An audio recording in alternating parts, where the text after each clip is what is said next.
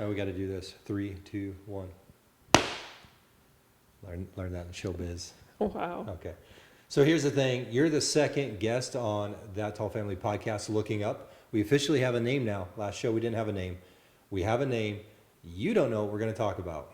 No, I'm just winging this, I guess. Well, first of all, your personality and your family is amazing, but there is your married name Cook.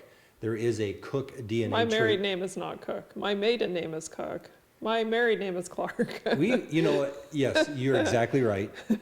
I think I got a Bible that's for dyslexics, and I really like it. And I'm starting to think that my brain, even though I don't have dyslexia, there's something in my brain. Wow, our phones are just blowing up right now. Maybe you should not have that ding on. Yeah, we probably should have that ding off, but we're just rolling. We're just going to keep rolling. Okay. Because we already started. Anyway, what I'm trying to get to is like the DNA of your family, an amazing family, is they don't usually like to just roll with the punches. They like to know what's happening. They're planners. You come from a family of insurance brokers. Yes, that's true. They They are insurance brokers. They like to know what's going to happen. They like predictability. Anyway.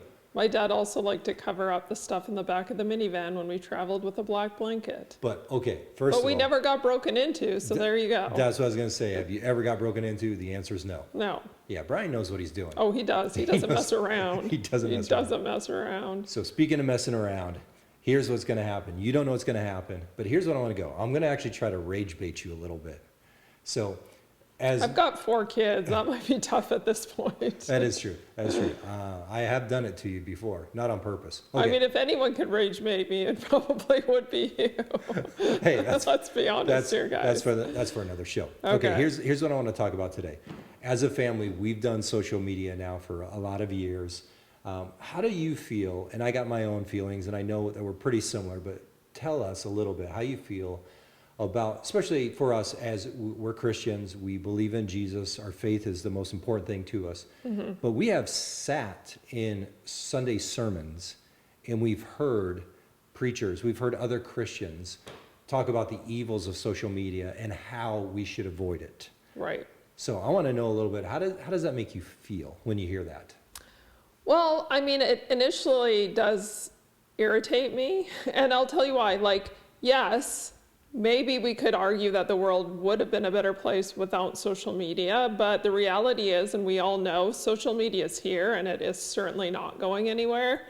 And as Christians, I think we're too quick to just instantly demonize it and then say, like, we're out. We're not going to engage. We're not going to go on there. We're not going to know what's even happening on social media at all. And that really irritates me. And a lot of pastors just instantly demonize it. They like to go into their sermon, and then it's an easy scapegoat. It's easy to take the social media thing and just use it as the scapegoat for everything. However, as Christians, we have to find ways into these areas of culture, including social media. We're seeing way more movies and TV shows that have the faith base, but we also need that presence on social media. And if pastors continually demonize it, we're not going to get there because we just feel like we need to pull out entirely. Yeah, no, I completely agree. Obviously, you know that. As a family, that is one of the things that we wanted to do is when we create social media, we want to showcase a family. Because even in cartoons on TV or TV shows, the dad is seen as the idiot. Yeah. That he can't do anything. He can't lead his family. And so there's a little bit of like, okay, on social media, we want to show what our family looks like. And we're not perfect by any means, but we want to, okay, this is what a healthy family is trying to do. And so, and we don't share a lot of our life on social media, but the stuff that we do, we're just trying to showcase this is what a normal family looks like, where the dad could be involved and the husband and the wife, they play their parts. And this is what it looks like to have a healthy balance with kids and parents and social media and just the culture that we live in. You can also do that without oversharing. And I think a lot of people don't realize that there's a huge difference between the two. You can let people in without them knowing intricate details of your life. Yeah, no, for sure. And that's where a lot of people talk about like us, and I think I mentioned it on the last show, was like, oh, that's your whole personality. This is all that you do, is like, it's all about your height. I was like, well, no, you're only seeing 15 seconds, 30 seconds into our day Yeah. of 24 hours. It's like there's so much more that goes on. And to your point, what people can do is say, like, we're going to show this much, but we don't need to get into all of it. And early on, that was one of the things when I think it was like year one or maybe 18 months in when TLC came calling and wanted to do a show with us when we were living in Georgia Yeah. at the time. And that was, and I followed your lead. I agreed with you 100%, but I remember you saying is like, no, because right now with social media, we control it. Yeah. Like if we're having a day, then we don't need to post. If we're having a moment with one of the kids, we don't need to post. Whereas when you got a TV crew in your household, they actually want those issues. They want those moments. And you you're don't at their control it. mercy in you're at those their mercy. moments because they're there. They're only filming for certain days. So whether, anyone's feeling it or not, you got to go with it. No, exactly. And I think to your point, we need to be in the culture, and we're seeing it more and more. You're right. We're seeing it more and more. Music right now, there's so many Christian artists that are having a huge impact in the culture, and I love that. I mean, growing up in our day, we're gonna date ourselves a little bit. I remember DC Talk came out, and Yeah. it was.